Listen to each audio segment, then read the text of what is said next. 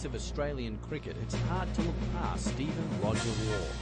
Tough, competitive, highly skilled and ruthless out on the field, Steve is the very essence of Australian cricket.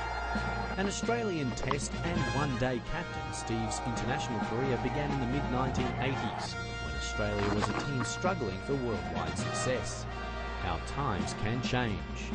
Under the regime of Steve, there was no side more formidable in world cricket than the one he led. Many attributed the outstanding success to the Aussie skipper. When Steve was first drafted into the international arena as a 20-year-old in his second season of first-class cricket, it was for his aggressive, medium-paced bowling and run-scoring in the middle order that he was chosen.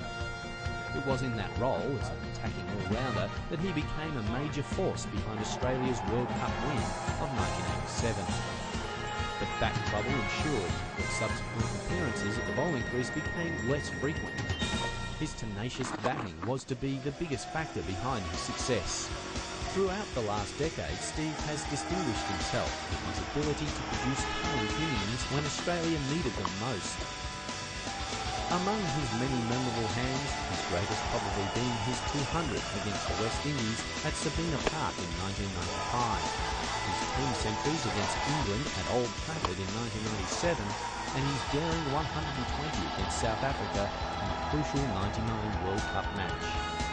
He has also featured in many high-scoring partnerships, one of 464 with his brother Mark for New South Wales in Perth in 1990-91, and another of 385 with Greg Blewett in the Johannesburg Test of 1996-97, arguably the two most notable. Steve maintained the reins of the Australian one-day team between 1997 and 1998 and 2001 till 2002 before being overlooked for the Baggy Greens challenge of the 2003 World Cup. Despite the retirement of brother Mark earlier that year, Steve rallied.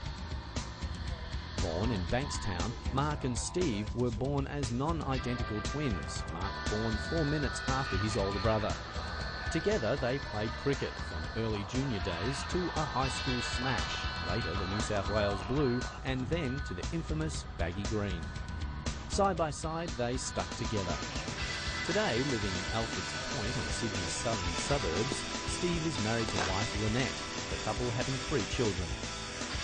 Not only is the Aussie captain a father figure to his own children, he plays out a similar role with disadvantaged children worldwide. In places like India, where cricketers are fated like movie stars, Waugh has a godlike status, not for his deeds with cricket's world champions. In Calcutta, for example, Waugh is a hero for the masses, as the patron of the Udayan Children's Fund, which is assisting deprived children with leprosy. He spearheaded a $130,000 fundraiser, which is allowing 44 young girls to live for a year in Udayan, away from the seat of infection in their homes, and in healthy, positive and caring circumstances.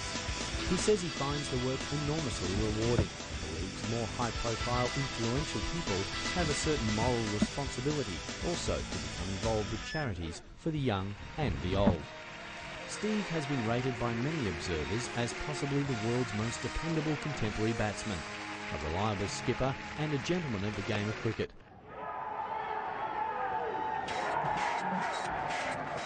A World Cup title and the production of an extraordinary streak of 16 consecutive Test wins also stand as powerful testaments to his capabilities as a sporting leader.